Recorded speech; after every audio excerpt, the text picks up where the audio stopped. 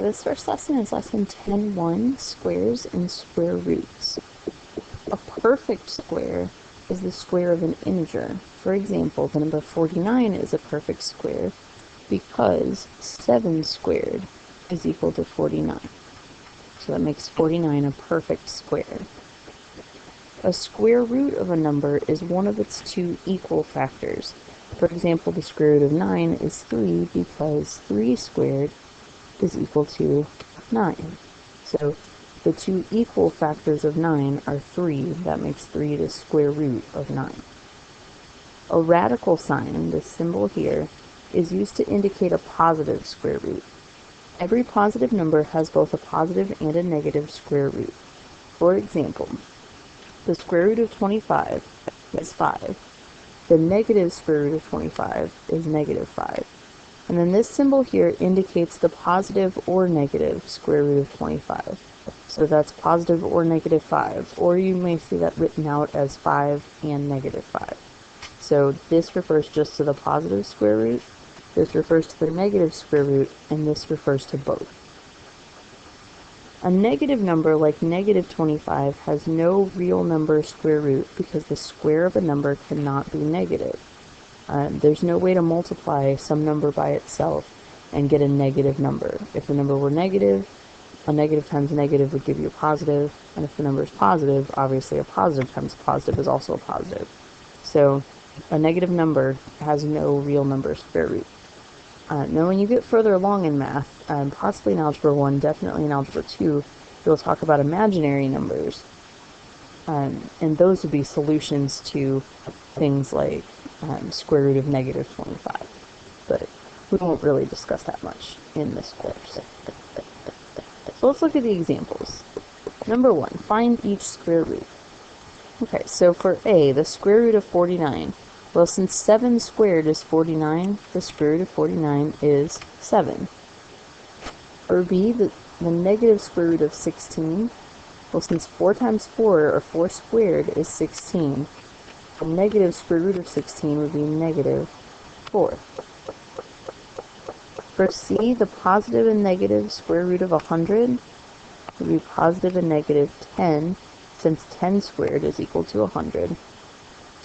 And then for D, the square root of negative 36.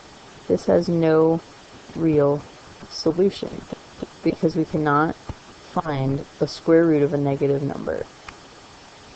So notice the difference there between B, where the negative is outside the square root, that's the negative square root of 16, versus D, where you're trying to find the square root of negative 36. This is not going to be a real number.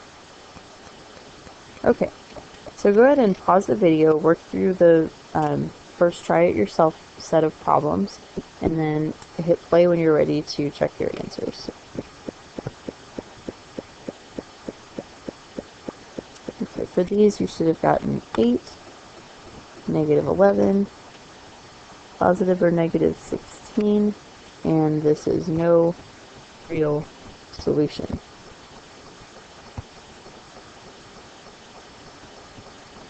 Okay.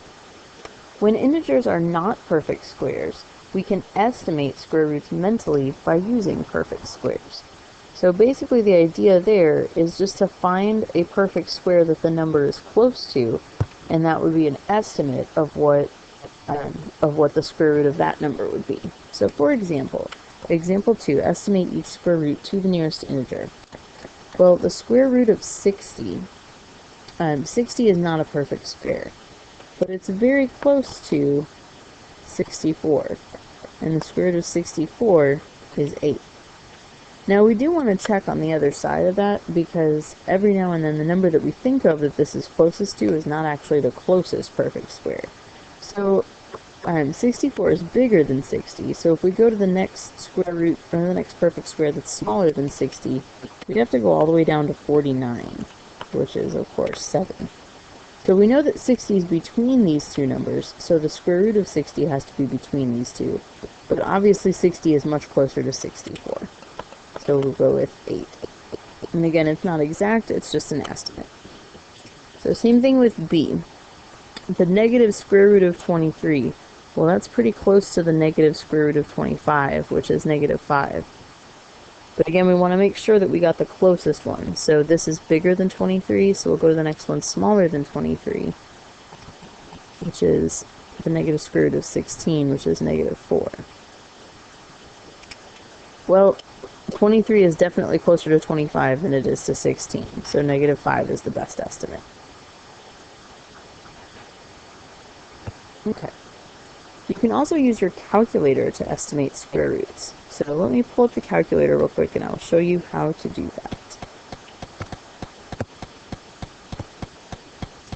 Okay, so to use the calculator to estimate square roots, we will use the square root button, which if you go down from the left side, you see the button that says x squared. Right above that, you see the square root symbol. So if I want to estimate the square root of 14, I would hit second, and then the x squared button to get the square root symbol, and then type in 14. Now it does open a set of parentheses inside the square root. That would be if you had something other than just a number in there, and you could select when to close the parentheses. But it's actually not necessary to close those. You can actually just hit enter right after this. And it tells us that that's approximately, to the nearest tenth, 3.7. Okay. We'll do the same thing to find the negative square root of 79. We'll type in negative, and then second and x squared again to get the square root symbol, 79. Oops. 79. There we go. And we get that that's approximately negative 8 point, if we round to the nearest tenth, negative 8.9. Okay. So you're going to do the same thing on the try it yourself problems. Notice that the first two, you're estimating to the nearest integer. So this is where you want to see what whole number or what perfect square those numbers are closest to and estimate that way. And then on 3A, that's where you're using the calculator. So make sure you're doing those differently. So pause the video and work through these 4 square roots, and then press play when you're ready to check your answer.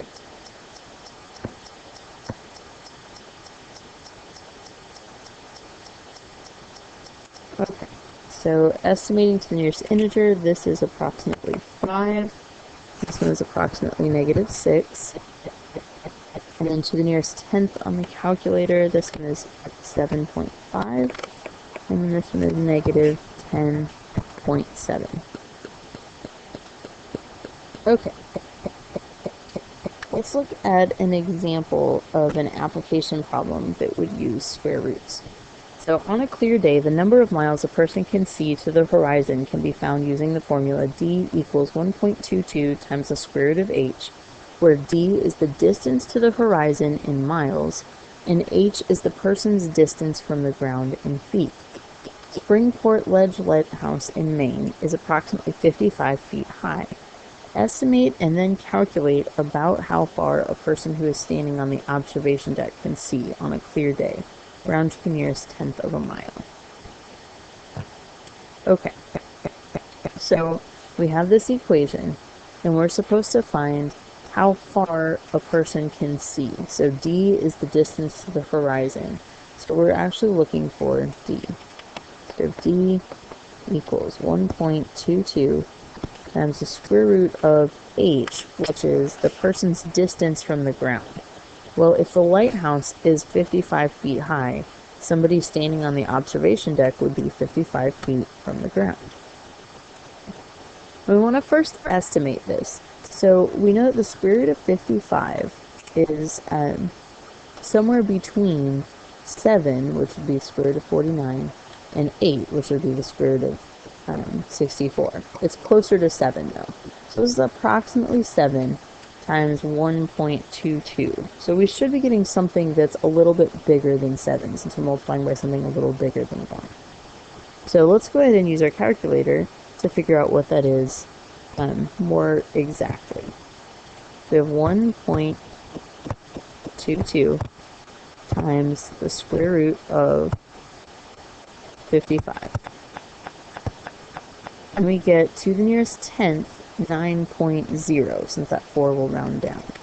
So we get that d is equal to 9.0 miles. Okay. And that was about what we expected it to be. Again, a little bit bigger than 7. 9 is a little bigger than 7. Okay, so for the try it yourself problem, you're going to use the same equation here, but this time you're talking about this time the JP Morgan Chase Tower in Houston instead. So go ahead and pause the video, work through that problem, and press play when you're ready to check your answer.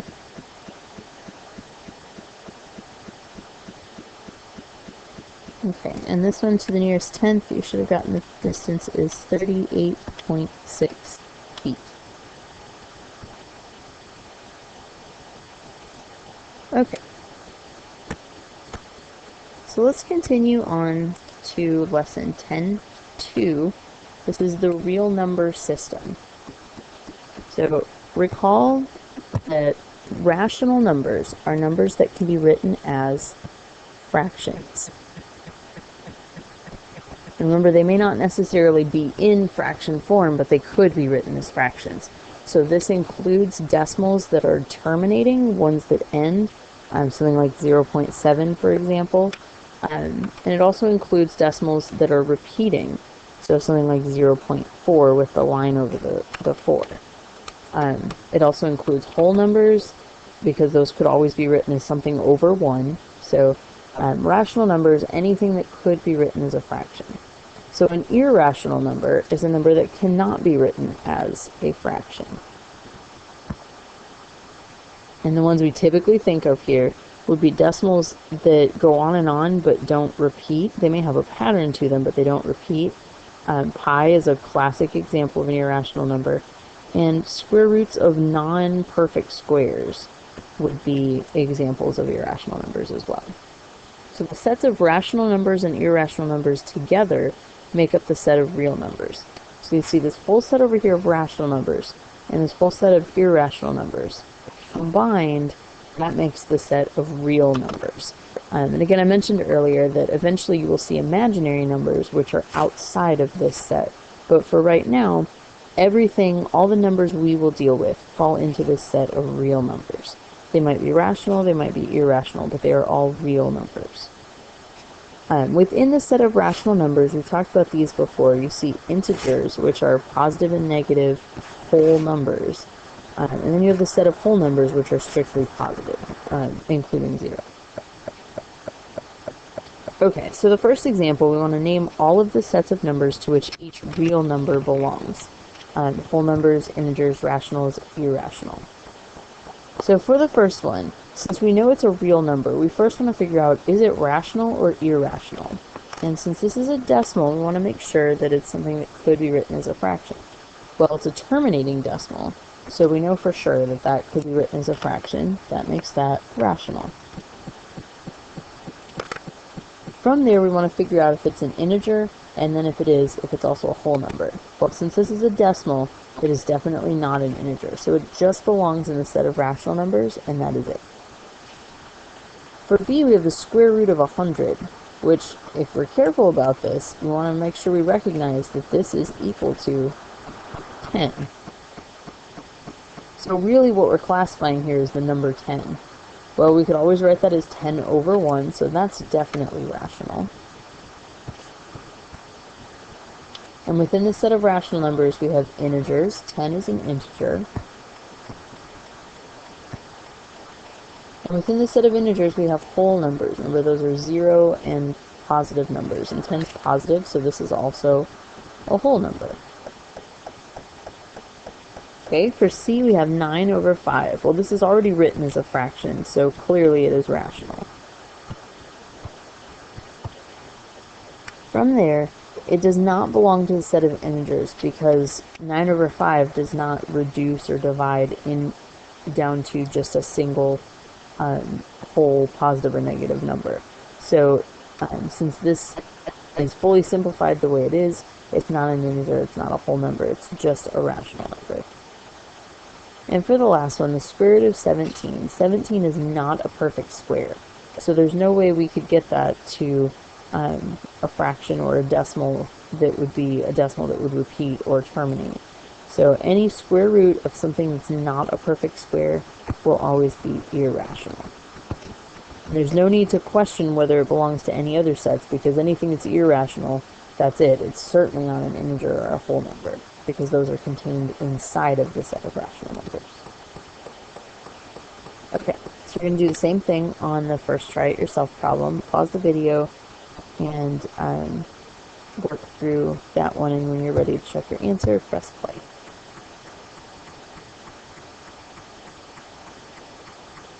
Okay, this one is a term or a repeating decimal, so this is rational, but nothing else. Square root of 225 is equal to 15, so this is rational. It is an integer, and it's a whole number. Negative 7.25 is just rational, nothing else. And negative 6 is rational, and it's an integer, but not a whole number, since it is negative. Okay. Example 2, we want to replace the circle with less than, greater than, or equal to make 7 2/5, and then square root of 57, a true statement. Now, in order to compare these, kind of like we did when we compared fractions and decimals a while back, to compare these, we want to change them both to decimals. That's the easiest way to do this, especially since we can't change the square root of 57 to anything else. It would have to be a decimal. So let's go ahead and use the calculator to change those to decimals. Now we know to change 2/5 to a decimal, we just divide 2 divided by 5. So that's 0.4, so this is 7.4. For the square root of 57, we know now how to do that in the calculator. Square root of 57 is about 7.55. Okay, so to make that a true statement, the symbol that would need to go between those would be less than, because 7.4 is less than 7.55. Okay, for number 3, very similar question. We want to order these 3 numbers from greatest to least. So again, let's change all of these to decimals so that we can more easily compare them. So first of all, the square root of 30. It is approximately 5.5. So 5.47, which would round up to 48. 5.6 is already a decimal. 15 divided by 3, since 3 goes evenly into 15, we know that that's 5. And then 5 2/3. 2/3 you should know off the top of your head, this is 5.6 repeating. Okay, and we want these from greatest to least. So the biggest decimal here, I see 5.6 repeating, which is bigger than 5.6 not repeating. So the greatest one would be 5.6 repeating, followed by, oops, we don't want to line over the 5, only over the 6.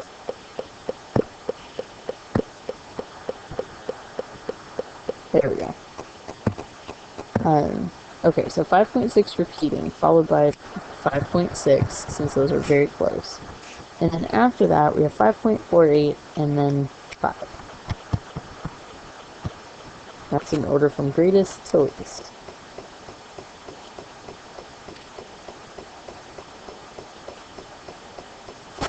And really, since these were written in other forms to begin with, we actually should have written this as 5 2/3, 5.6, square root of 30, and 15 over 3. The form that they originally came in. Okay, so for the try it yourself problems, there's one at the bottom of this page, and then there's one at the top of the back. So go ahead and pause the video and work through those 2 problems, and when you're ready to check your answers, go ahead and press play.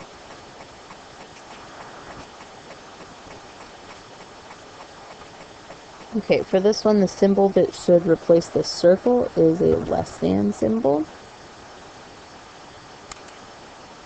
And then for number 3, to order these, make sure you did this from least to greatest. The smallest one would be the square root of 36, followed by the square root of 38, and then 6 1/4, and then 6.5 repeating. Okay. So the last concept we're going to look at in this section is how to solve equations that involve square roots. So by the definition of square root, if x squared is equal to y, then x would be equal to the positive or negative square root of y. We can use this relationship to solve equations involving squares. So let's look at example number 4.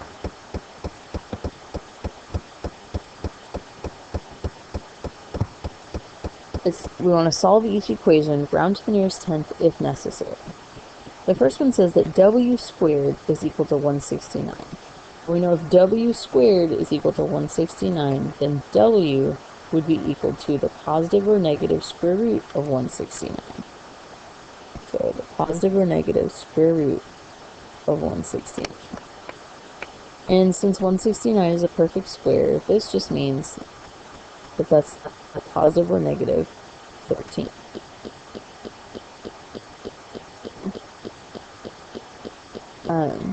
For this one, when you're solving equations, remember you want to isolate the variable. So before we worry about finding square roots here, we need to get rid of this 2. So we'll divide both sides by 2. 100 divided by 2 is 50, equals r squared.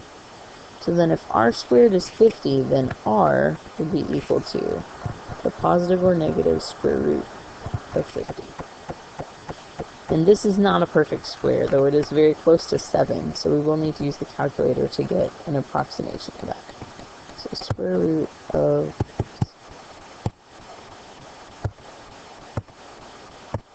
50 is rounded to the nearest tenth, 7.1. So this is positive or negative 7.1. Okay, now if going from this line to this line seems very confusing, what you're basically doing is taking the square root of both sides. And just like when we solve equations before, we want to keep everything balanced. So we would take the square root of w squared because these are opposite operations and they would cancel each other out, leaving us with just w. But if we do that here, we have to do the same thing on the other side. So again, you do have to remember though that this is the positive or negative square root of 169, or positive or negative 13. So that's just a different way of thinking about the exact same process. This just maybe makes it a little more clear in terms of that context of solving an equation. Okay, so for the try it yourself problems, again, pause the video, work through those two problems, and when you're ready to check your answer, press play.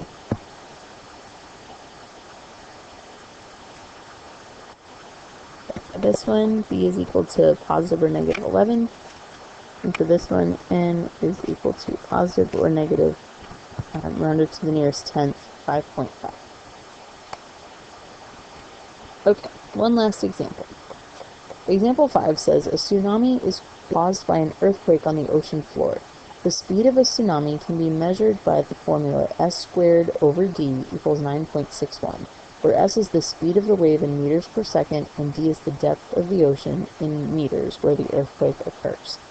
What is the speed of a tsunami if an earthquake occurs at a depth of 632 meters? Round to the nearest 10. Okay, so we're looking for the speed of the tsunami. That's the s. So our equation of s squared over d, which is the depth of the ocean in meters, and it tells us the depth of 632 meters. S is over 632 equals 9.61. Okay, and just like we did when we solved equations before, we want to try to isolate the variable. So since this is dividing by 632, we want to multiply both sides by 632 to cancel this out.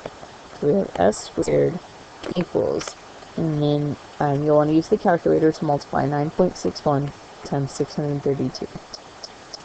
We should get 6073.52. Okay. So we have the s squared isolated. Now we just want s. So again, you can think of that as just taking square root of both sides. Don't forget that this will be plus or minus though. So we'll have S is equal to plus or minus the square root of 6073.52. And we'll use the calculator to get what that is approximately. So the square root of 6073.52. Oops.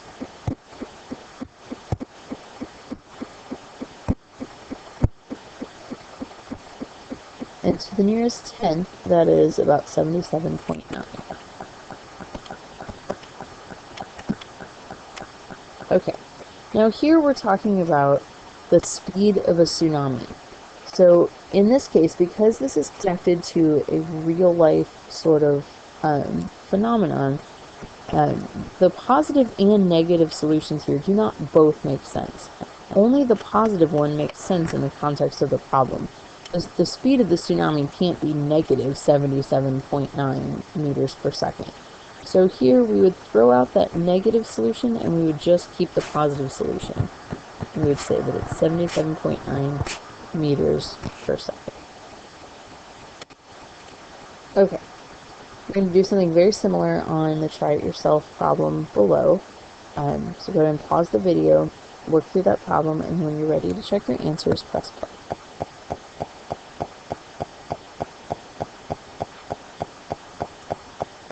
Okay, this one, when you've used the equation and plugged the numbers in the correct places and solved that for S, we should get that the wingspan is 16